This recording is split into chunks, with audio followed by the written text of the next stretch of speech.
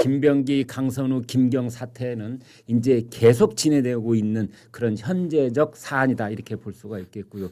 그 다음에 지난 주말을 넘어오면서 크게 논란이 되고 오늘 경향각지 여러 신문들이 여러 칼럼으로 또 지적을 하고 있는 것이 이재명 대통령의 발언입니다. 정부를 이기는 시장이 없다라는 말을 했습니다. 여러분 우리나라는 우리나라의 정체성을 유지하고 있는 큰 기둥 중에 하나가 자유시장 경제입니다. 그런데 그 시장의 원리보다 정부의 의지가 더 중요하다는 뜻을 이재명 대통령 입으로 직접 이야기를 한 겁니다. 자, 장 실장님 이거 어떻게 봐야 돼요? 저는 대통령이 쓸 수 있는 그야말로 말로 할 수 있는 겁박 카드를 내놓고 어떻게 보면 굉장히 궁여지책. 누구를 겁박해요? 집값을 잡을 다른 방법이 없다고. 집 가진 사람들? 이 집값을 더 이상 올리지 말아라고 시장 참여자들을 네. 겁박하는 일종의 발언을 그런 말로 할 수 있는 서비스 말고는 다른 당장 뭐 원래 공급 대책 같은 게 금방 나와야 되는데 공급 대책도 안 나오고 있죠. 그럼 시장에서는 역시 문재인 정부의 또 다른 재현이구나. 그동안 보면 이제 시장에서 경험칙이 보수 정부 때 집값이 안 오르고 소위 좌파 진보 정부 때 집값이 무척 오른다. 문재인 정부 때는 뭐 살벌하게 올랐다. 그런 거에 대한 이미 이 교육 효과가 들어가 있는데 이재명 정부 들어와서 계속 오르고 있단 말이에요. 근데 방법이 없어요. 썼던 정책들이 안 통해요. 그리고 세금을 함부로 안 한다 그랬어요. 그러다 보니까 네. 자 정부 이기는 시장 없다라는 말로 자 내가 아주 강한 드라이브를 할 테니까 시장이 날 못 이길 거야라고 어떻게 보면 엄포를 놓은 건데 그 엄포는 우리의 경험치상 안 통할 가능성이 높죠. 저는요. 제가 지금까지 경험한 우리나라 대통령 좌우를 막론하고 시장을 상대로 해서 전쟁을 선언하는 분은 처음 본 것 같아요. 정책은 시장을 어떻게든지 컨트롤하려고 하는 정책을 꾸준히 펴오긴 했지만 말로써 말이죠. 정부 이기는 시장이 없다. 오늘 윤희숙 여의도 연구원장이 페이스북에 그랬더라고요. 이런 얘기 처음 들어본다. 이거 전쟁 선언하자는 거냐 시장을 상대로 해서. 일종의 전쟁 선언이죠. 근데 네. 이거를 바로 우리가 문재인 정부 때 그냥 똑같이 목격했던 겁니다. 그 표현을 안 썼을 뿐이지 어떻게든 이 정부가 시장을 이겨내고야 말 거라고 계속 이 정책 저 정책 부동산 정책 그때 뭐 23번을 내놨다. 근데 판판이 23전 23패를 했다 그랬는데 그래서 그때 제가 조선일보 유튜브에서 한번 제가 그런 농담 같은 비아냥 같은 얘기를 했지만 그때 그랬어요. 전문가들이. 저 그때 뭐 경제부장도 하고 그럴 때니까. 문재인 정부 시작할 때 전 세계의 대한민국과 전 세계 노벨상 받고 집값 올리는 최고 전문가를 다 모아서 우리가 무슨 특단의 사정이 있어서 지금부터 5년 동안 집값을 가장 많이 뽑아 올릴 거야. 어떻게 하면 좋을지 그 묘안을 줘보세요. 했어도 그렇게 못 올려. 그렇게는 못 올린다. 정말 그거는 네. 올릴 수 있는 최악의 수에 최악의 최악을 다도해서 집값이 완전히 최상치까지 오른 거다라고 얘기를 했었거든요. 네. 뭐 저 얘기뿐 아니라 전문가들이 그랬으니까. 근데 지금 그러니까 이재명 대통령은 그렇게까지 시장을 상대로 그렇게 막 윽박지르는 게 부작용이 있다는 걸 아는 것 같아요. 대통령은. 그러니까 정책을 조금 우리가 좀 시간을 갖고 해보자 하는데 쓸 대책이 별로 없는 거예요. 우리 이미 시장은 다 알아요. 시장은 다 알아서 이번 정부도 오르는구나. 자, 집 안 팔어. 살 사람 비싼 거 나오면 다 사. 그래서 특히 서울 똘똘한 한채는 오른단 말이에요.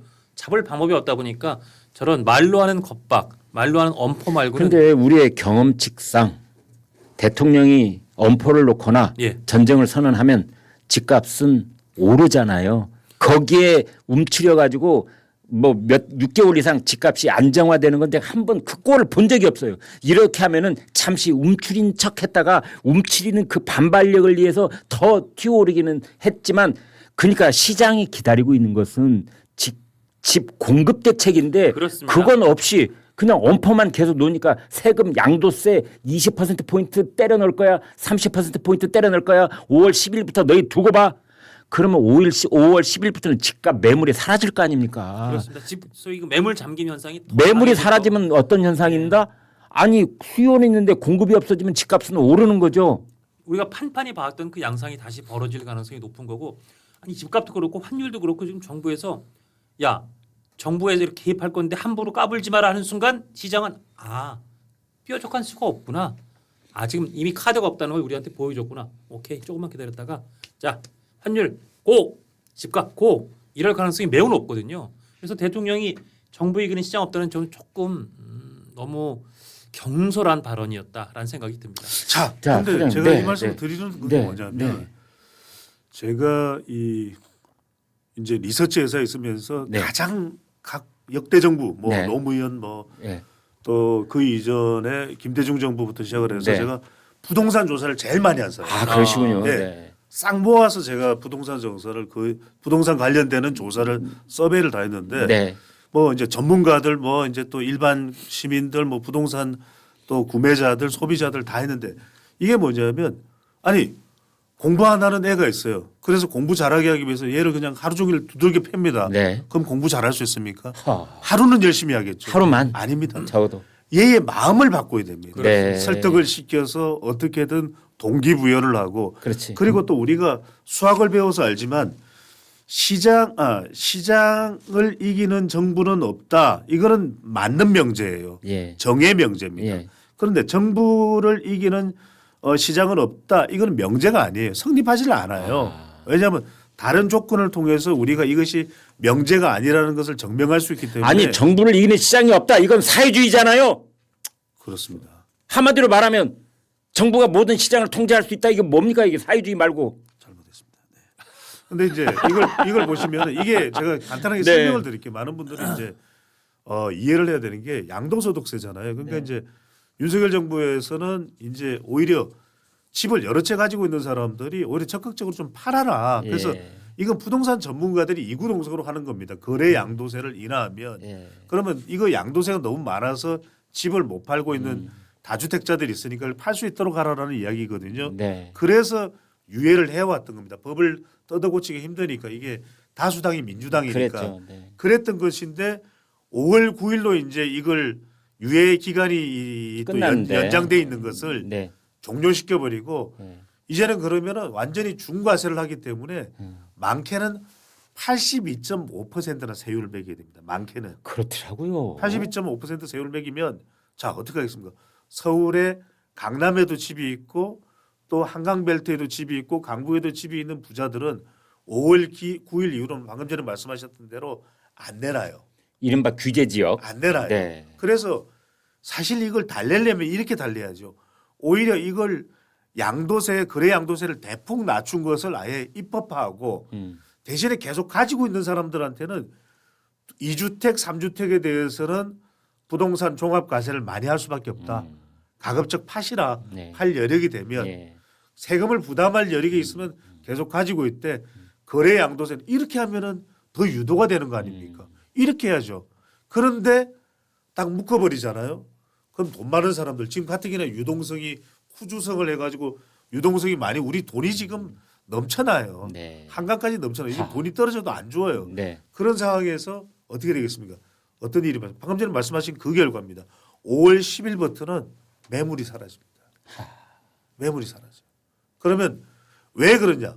부동산이라는 시장은 동일 시장이 아니라서 그래요. 네. 왜?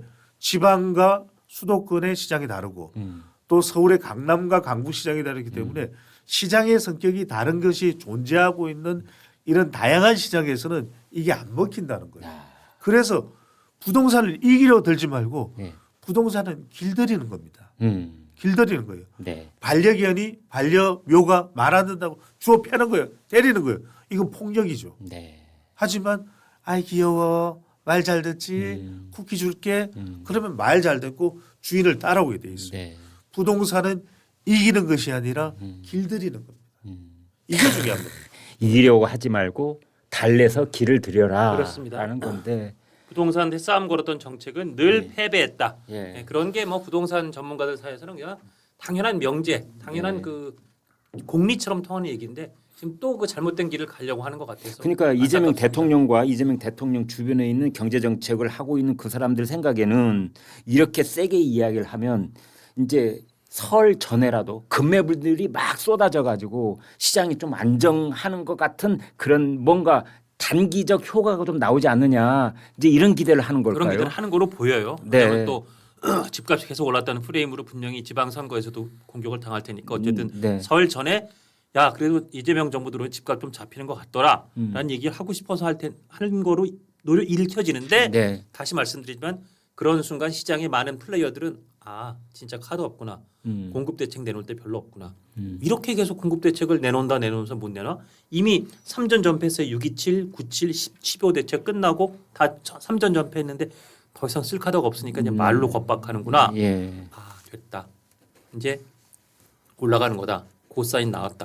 이렇게 받아들일 가능성이 또 높단 말입니다. 시장은 이런 엄포가 나오면 되게 처음에는 한 몇 주는 움츠리는 척했다가 바로 반발 계수가 훨씬 더 높아지는 경우를 저는 그럴 가능성이 탁하게 훨씬 높다고 봐왔는데 봅니다.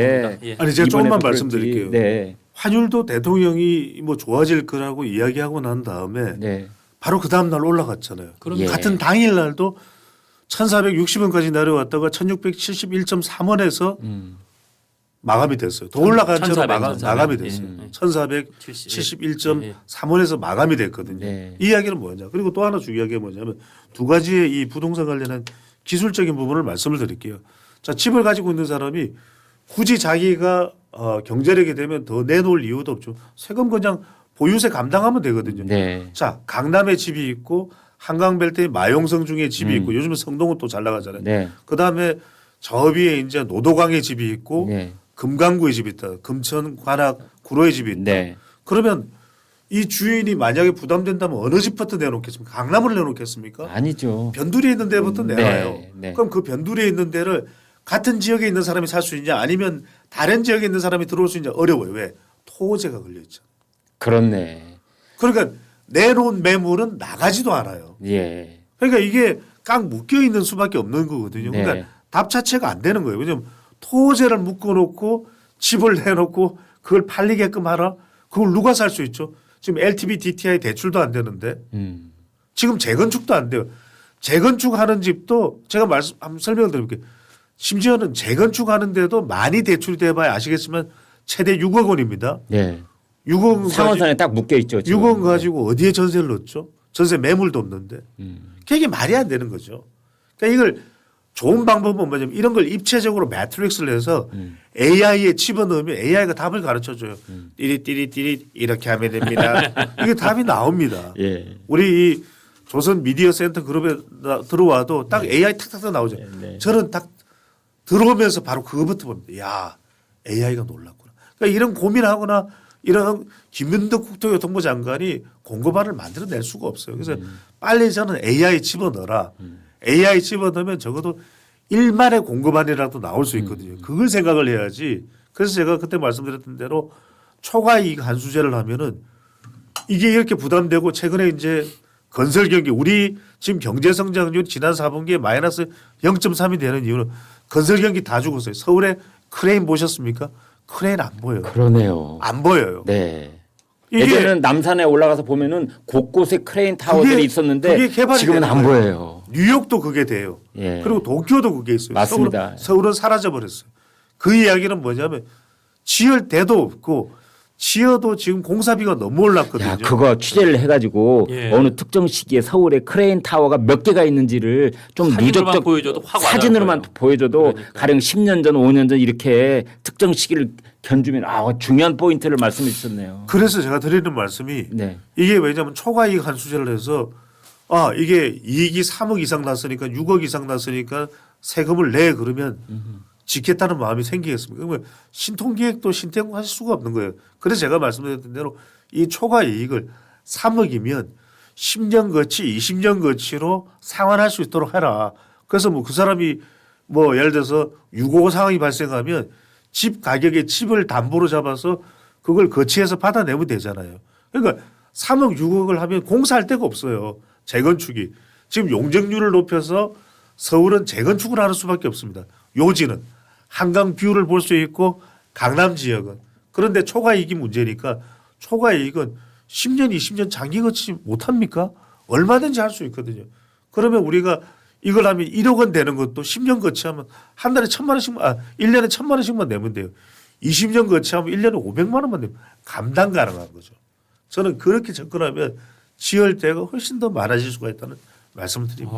의외로 부동산 전문가시기도 했네요. 네, 시청자 여러분, 이 사항은 정치와 데이터라는 과학적 기반에 근거를 해서 통찰력을 키워나가는 인사이트 K 배종찬 소장님의 말씀이셨습니다. 이렇게 우리가 조금만 고민해 보면 알 수 있는 그 해답과 대답, 왜 집권 세력들은 여기에 올인하고 있지 않는 걸까요? 그것이 궁금해지는 대목이기도 합니다. 오늘 배 소장님 감사드리고요. 고맙습니다. 장원준 실장과 저는 내일 이 시간에 다시 돌아오겠습니다. 여러분 대단히 감사합니다. 감사합니다. 쟁하고